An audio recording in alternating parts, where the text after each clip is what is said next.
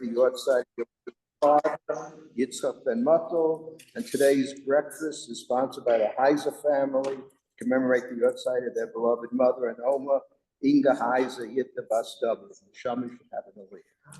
Amen. Good morning, everybody. Yesterday was a very long day for many people. Tisha B'Av, aside from being 25-hour fast, it's also a very long day in terms of how does one occupy one's time during that 25-hour period. In many communities, people who don't go to work spend the first at least half of the day until Chatzos reciting slichos or learning slichos. There's a lot of Torah involved. Kinos, slichos, similar. Actually, kinos are a form of slichos, but that's another story.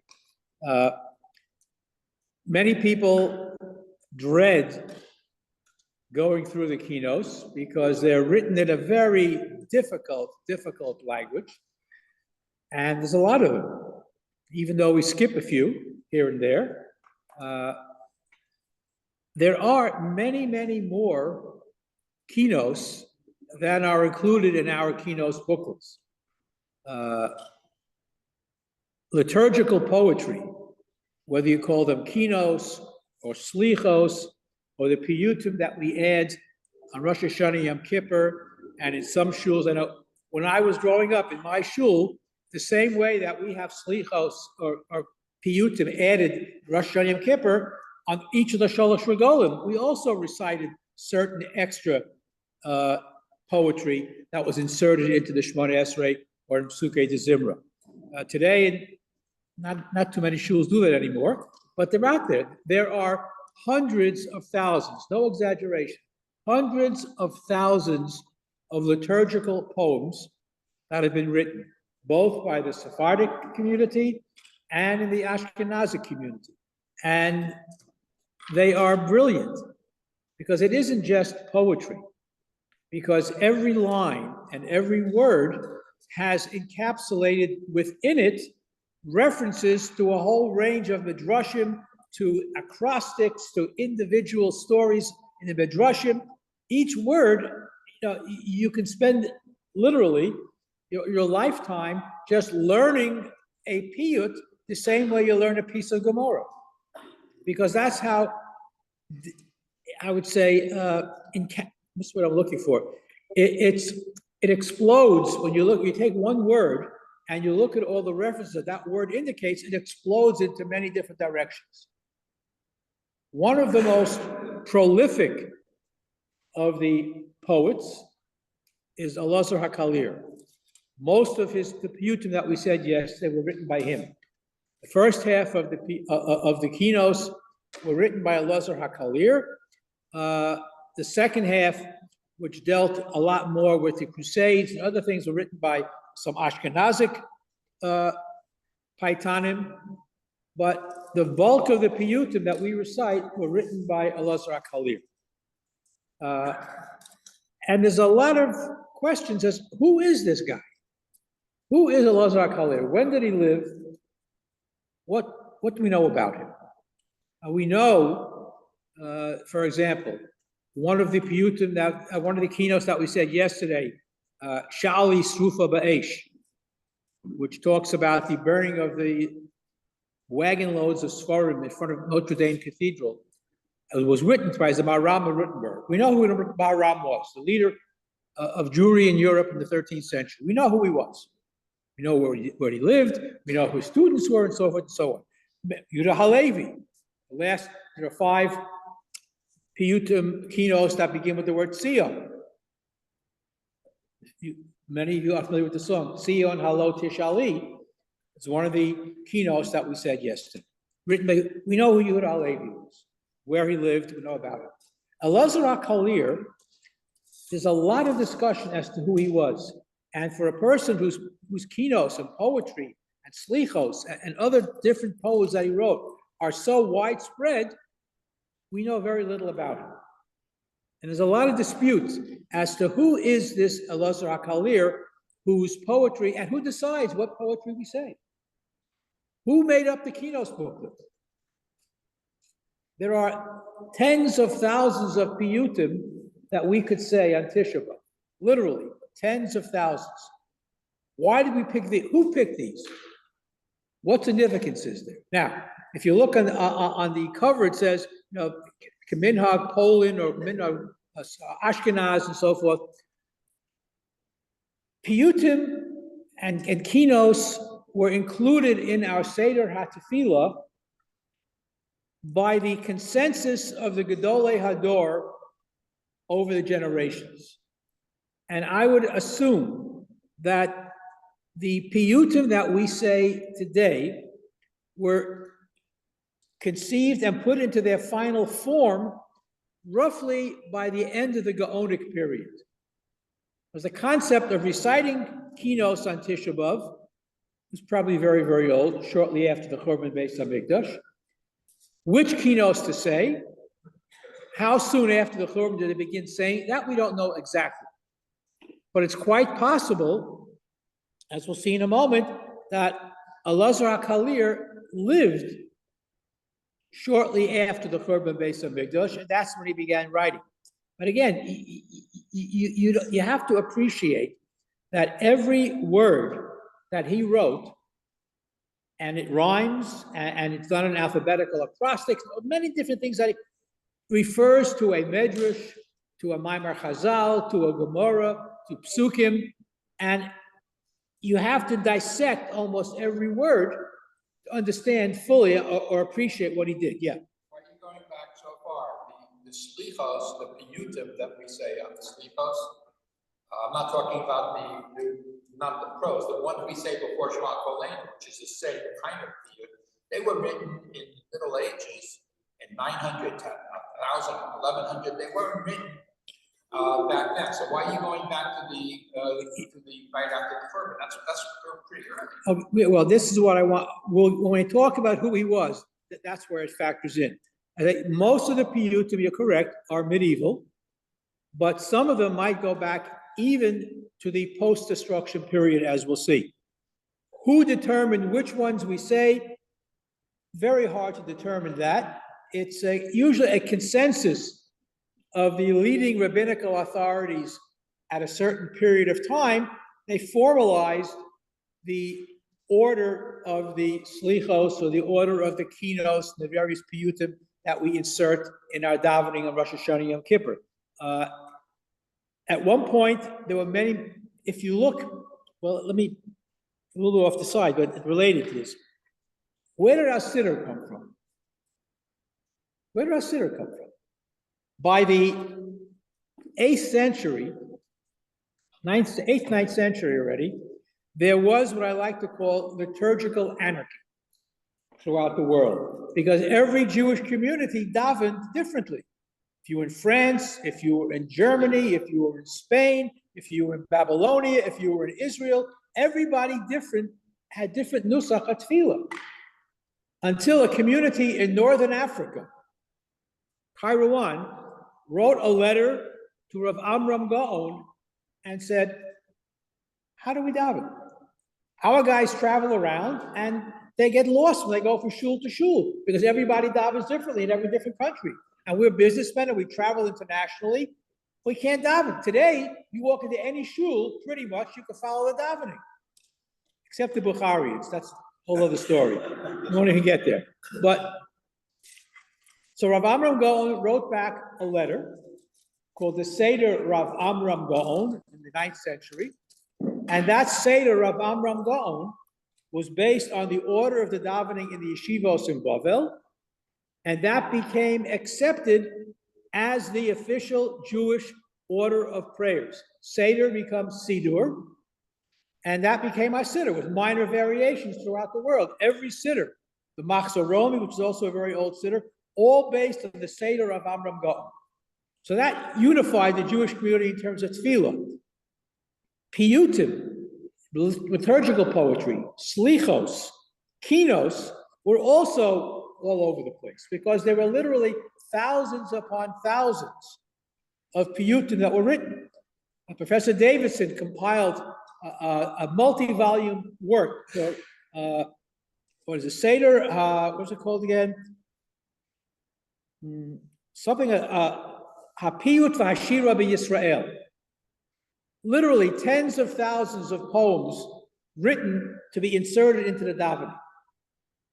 It's a major, major work. There were so many of them written. So the Gedolim at one point determined which ones were of all. You put them all into a what do you call a sieve, and whatever, and certain ones fall out that were more important or more significant or had more meaning. Whatever determination they made or whatever reasons they used, this became the accepted. And it's, by the way, it's not the same in Sephardic communities. What we say in our shul on during the, for example, during the Slichos period, we say Slichos a week before Rosh Hashanah.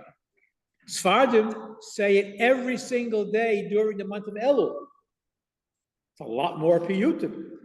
They have a different tradition. But our kinos were selected, codified, and that became the official kinos, most of whom which were written by Elazar Kalir. So again, who is he? Who was he?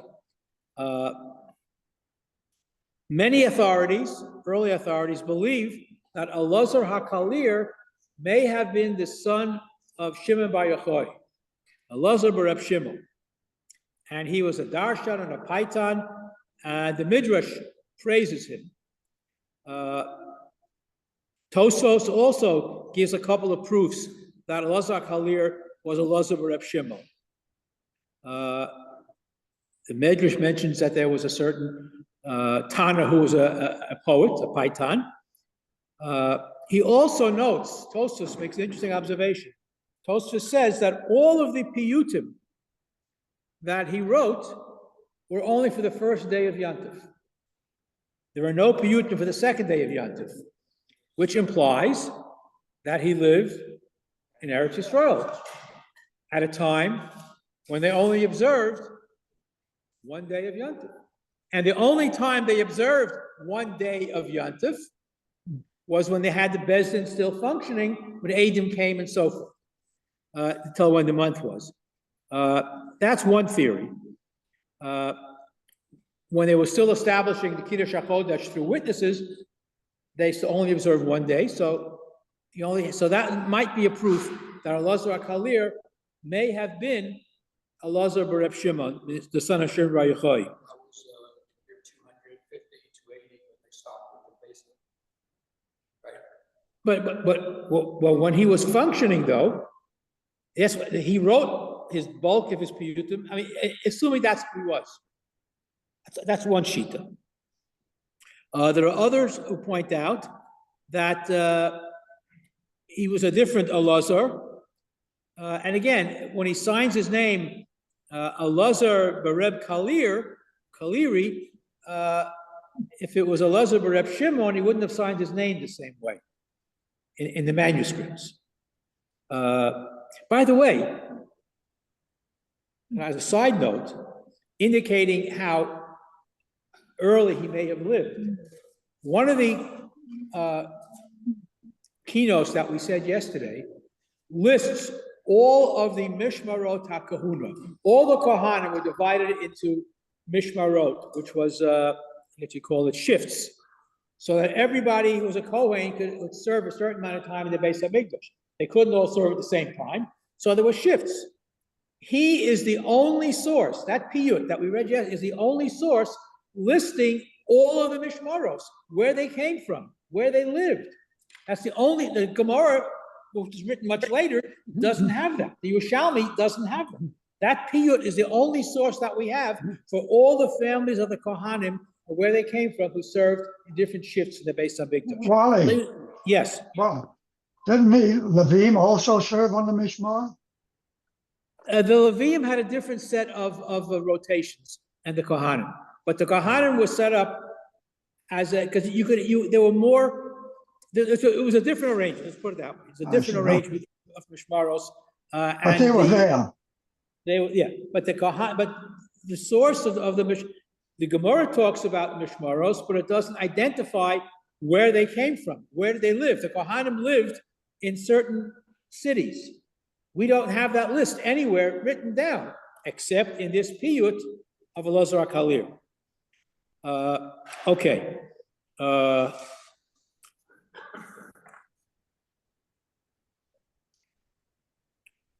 Now, another Pirush makes an interesting observation. Pirush, living in the 13th, 14th century, he says he must have been a Tana. He had to have been a Tana, because how else do you have permission to insert piyutim in the middle of Shemona Esrei? You can't just interrupt Shemona Esrei. Chazaras Hashatz is a very, very important integral part of davening. It's one unit, and you can't just break it up with poetry. So he must have been a Tana who had the authority to institute putting in slichos or piyutim in the middle of Shemona Esrei. That's another source indicating how early he may have been. The Rashba thinks it was Elazar ben Arach, based on other midrashim and so forth. Again, many authorities believe that he was a Tana.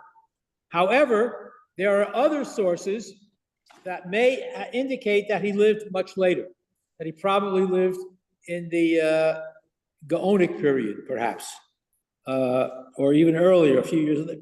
There is a source in one of his piyutim where he mentions that he lived 900 years after the Churban. But again, that's subject to some. That's one of the. Huh? Yeah, it's in one of the piyutim.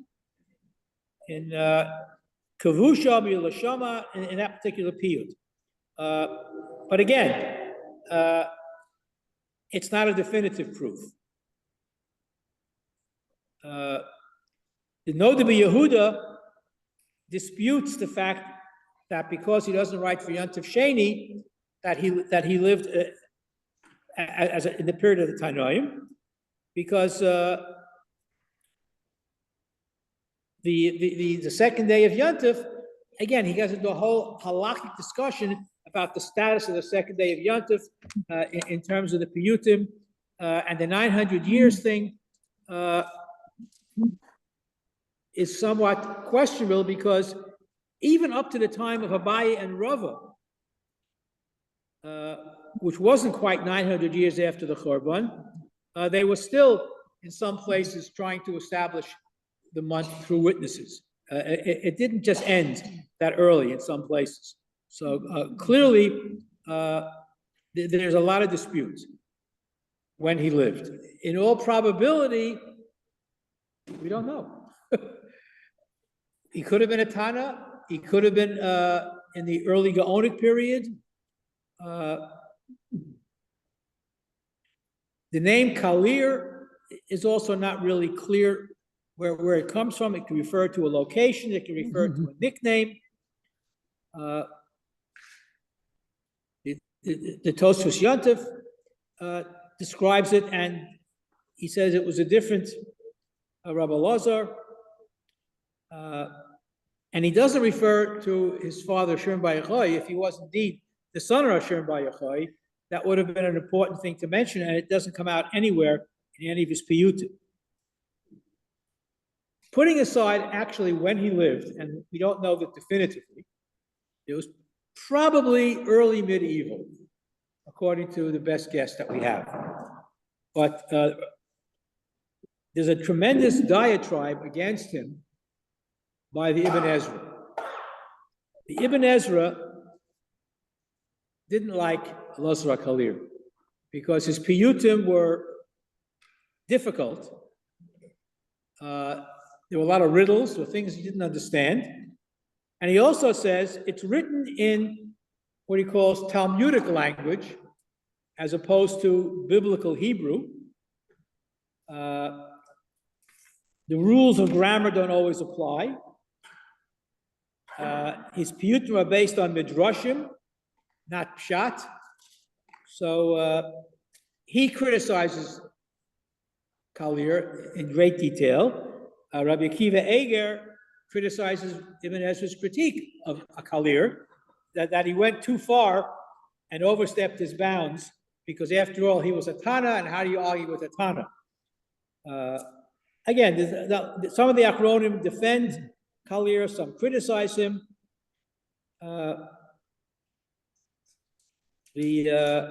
Rav Amram recognized that there were different types of piyutim, and he preferred, Rav Amram Gaon, the Seder Rav Amram that we mentioned, preferred piyutim that are based on psukim, not necessarily on medrashim. And the Sephardim generally accept the Ibn Ezra's critique, and their piyutim are more biblical as opposed to midrashic. Are they easier to understand? What's that? You know, one issue I've got with piyutim and emails is that I try to read them, and it just doesn't make any sense. You can't read piyutim. You have to learn piyutim. You can't read them. And that's the problem. Many shuls just go, and it's Well, meaningless. This is why some shuls, rather than reciting all the piyutim in a rote fashion, select certain piyutim and try to discuss them and analyze them, which has more, because I wouldn't just say the average balabas, the average rabbi doesn't fully understand the piyutim, because you have to be a tremendous scholar to know every reference and every obscure medrash that he's quoting in every word that he uses, because he was absolutely brilliant. And as I say, you can't recite kinos, you have to learn kinos. And that's why the pirush that you have, whether it's the current edition of Rav Soloveitchik's commentary on it, or Rosenfeld's, when he first came out with this piyut, there were a lot of explanatory editions of the piyutim, but it's important to know what the piyutim are talking about. You can't read piyutim. And the early minyanim on Tisha B'Av, people who go to work, I don't get it, because it's running through it, and it has no meaning. It's just an exercise in speed reading. You have no idea what the content is. You have no idea what you're saying. Check the boxes. Yeah, it's very, very problematical. One last thing about the piyutim, which is, again, going one step further, is that you can learn many halachos from the piyutim and the kinos of Elazar Kalir. You can learn from the things that he talks about. There are many halachos you can learn. I mentioned that we learned about the mishmaros. Interesting, in terms of his piyutim on Hanukkah, he discusses a machlokas amaroim regarding getting hana from the Neros Hanukkah. The Rav wrote a lot about Elazar Kalir and how much we learn about halacha and agada. But the bottom line is, we're not exactly sure who Elazar Kalir was and when he lived. The best estimate is probably somewhere in the Talmudic period. We're not sure exactly when, whether he was a Tana or he lived later after Tanoim. What is clear is that he was some type of a genius, not only in his knowledge of halacha and agada, but the way he was able to weave it together in a poetic fashion, in such a way that every word and every paragraph refers to a whole set of concepts and ideas and midrashim and halachos that is brilliant. I mean, there's no other way to say it. It's absolutely brilliant. You can read poetry in any language and appreciate style, nuance, but this is much more than that, because every word refers to midrashim, other sources. Every word refers to concepts and ideas that can be explored and exploded into many different directions. You can spend a whole day on one or two piyutim if you analyze every part of it. That was the brilliance of Elazar Kalir. Yeah.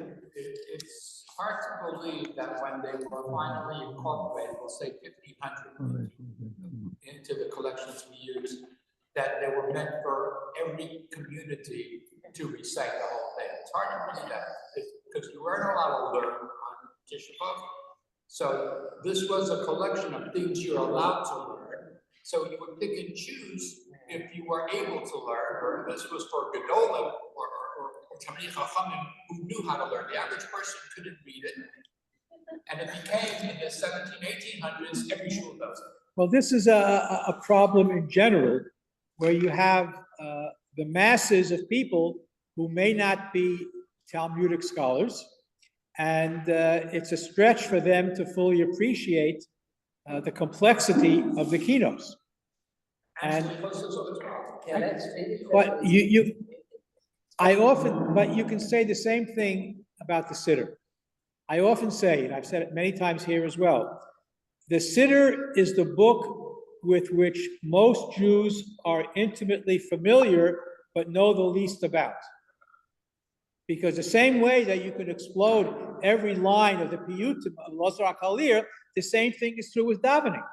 Putting aside Psukei de Zimra, which is Tehillim, but the structure of Birchos Kriya Shema, the halachos of Kaddish, I mean, there's so much to learn there. The words in Shemona Esrei, why they're structured the way they are, why certain words were chosen, what do they represent? The halachos related to Birchos HaShachar. There's so many things. I mean, again, volume upon volume of Perushim on the Siddur have been written.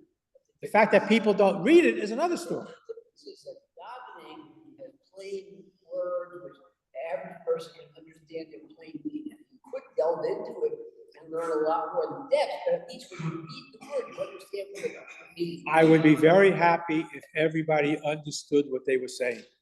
Forget about the depth of the Perushim. I would be thrilled if everybody just understood what it was they were saying. And if they did, you wouldn't have speed readers in shuls. Even when you try to read it, You know, the keynotes for sure. And this is why many shuls have adopted a policy of, rather than just running through the keynotes, they pick and select certain ones and go into it in a little more depth. Especially here in Rosh Hashanah, Rabbi Health God from Rosh Shalom, every year he's got an Erev Rosh Hashanah where it just says a few of the slichos, and it says it was never intended that everybody should say them all. I have all these slichos, and it was assumed you would pick a few and just recite those, and it's wrong to just run through the whole thing without understanding. Well, in the 21st century, I would agree. I don't know if that was the intention. The intention was for an audience, perhaps, that was a bit more learned and would appreciate and didn't need the explanatory minion. But given the situation today, where most people are not intimately familiar with all the references, it makes more sense to, rather than run through it all, to pick a few selected keynotes or slichos and elaborate upon them, 100%.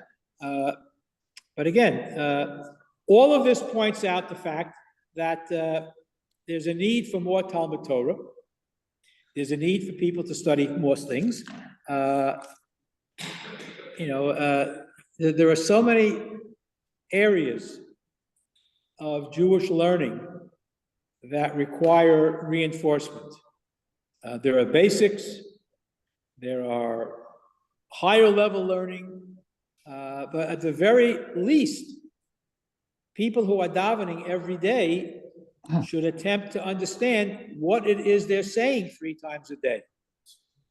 What is the structure of Birchos HaShachar? Why the brachos in a certain way? Why are the brachos of Shemona Esrei written the way they are? What do they mean? What's the breakdown conceptually? What is the framework of Shemona? These are things, and there are plenty of explanatory works out there that talk about this. You don't need to go to a class. There are books available, both in Hebrew and in English. If you are familiar, if you have Hebrew language skills, actually some of it's available. The first volume is available in English. Netiv Bina by Rav Jacobson, Yisachar Jacobson. It's a 7-volume work on the Siddur. Excellent. It's an anthology of Perushim. Excellent. The first volume, the structure of davening, is available in English. I think it's called Understanding the Siddur. That's available in English.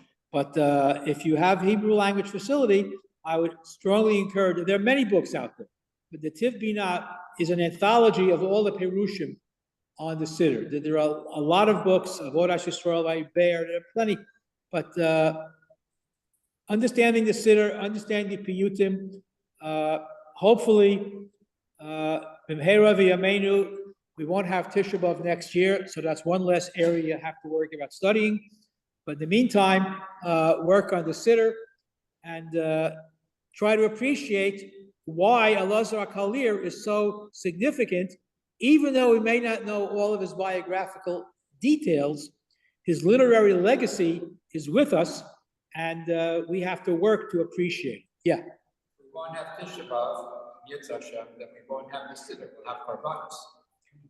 B'mheira v'yameinu, amen. Okay, we'll have karbanos. Okay, wonderful. Any other questions or comments, critiques? Okay. Have a great day, everybody.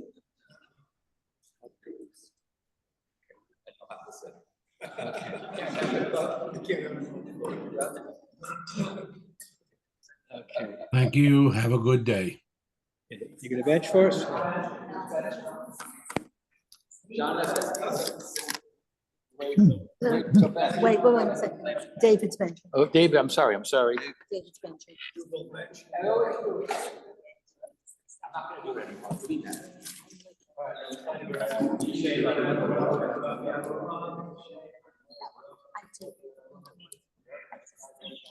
Thank you, Nani.